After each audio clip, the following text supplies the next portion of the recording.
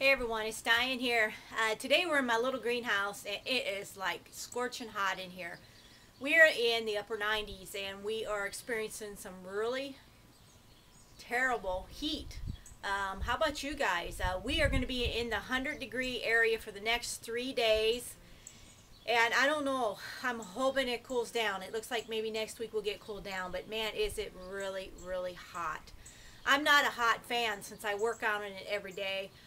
I like it a little bit cooler if I can get it, but today I'm cleaning out this little greenhouse. I'm just going to show you a few fun things today in here. Some things you might have seen before or maybe you haven't. And I just kind of like to share the plants that I really enjoy. Today I've been composting also many plants. I planted many plants in my memory garden. And you know, I just kind of want to share that with you today. You guys, you know, let me know what you're doing. It's so much fun to share. Okay, this plant in front of you is called the Mimosa sensitive plant. And if anybody, I think these come in larger forms throughout the world, but here, you know, it's grown pretty good. It's got little thorns on it also. But watch as I touch it.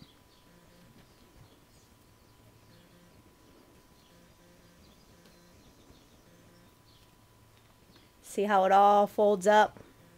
Very sensitive. And when I water this whole tray, the tray comes completely flat.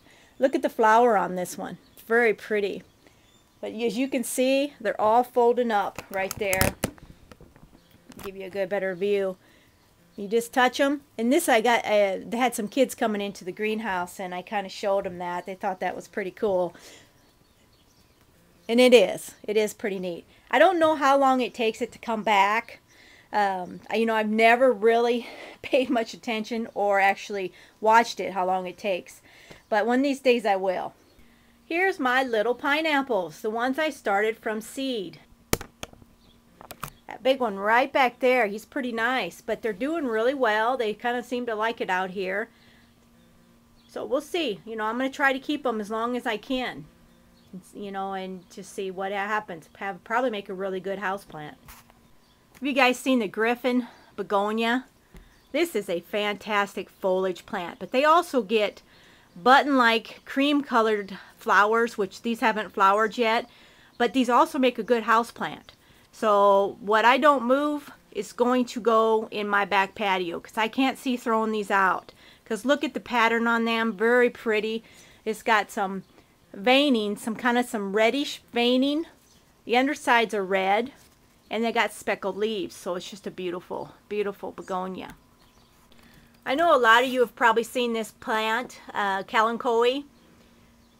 It produces many leaflets, plantlets I should say, on the outer side of the leaves.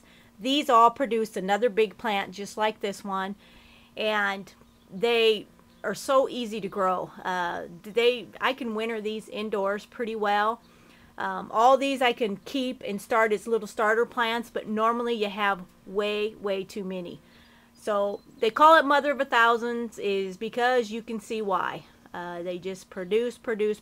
I got some back there. Look at those. Look at them all.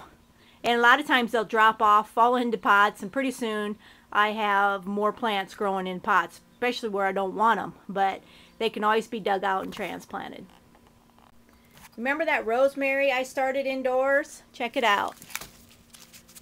Look how nice those have gotten. If I wanted to, I could probably make some cuttings, but honestly don't need to. I'm probably going to try to save as many of these as I can and bring them in or harvest them this fall before we get cold in our area because they do not winter here. But don't they look great? These are the ones I started from seed. Wonderful plants.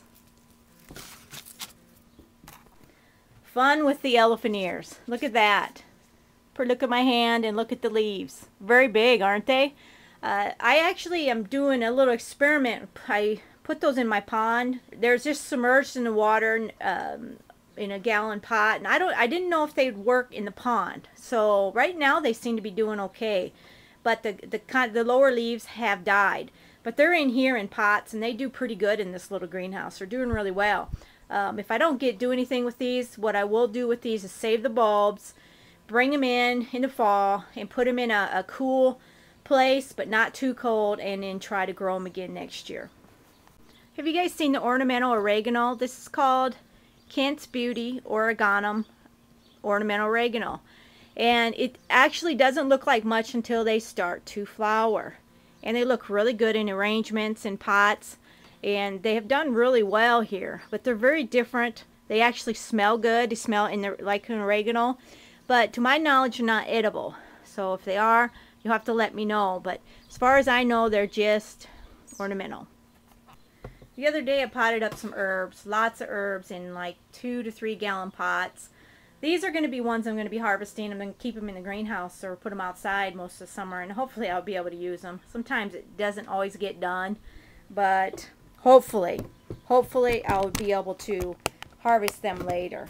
Okay, I am steaming in here, so I'm going to go back in for a little while. We got some things going on later, so glad you stopped by my video today. Any comments, questions, just post it below. I'd love to hear from you. And if you want to get growing, being edible or flowers, do so. If you have a little shed that you can turn it into a greenhouse, and you've always wanted to do that, and actually it's not that expensive. We use this old chicken house, and then we put some polycarbonate on it, and it's lasted for a long time, because this chicken house, greenhouse I should say, is dated back to the 1950 something. So you know it was made well. We've had to do a few things to it. But if you like to grow, and if you want to grow, and you want to get outside and do some things, this is very rewarding to do. You get so much from growing your own stuff, and you can grow it outside and eat what you grow, which is very, very important. And I just encourage all of you to do that if you can. I know a lot of you don't have the space or the time, but it's just something to think about. As years go by, things change, and you might want to start doing something like this outdoors, you know, on your spare time, because it's very relaxing. It's not so great when it's really hot out like today, but it's still wonderful. These plants are holding up pretty well in here, which really amazes me actually. But anyway, thanks so much you guys again. Appreciate it. You take care, and we'll see you on the next video.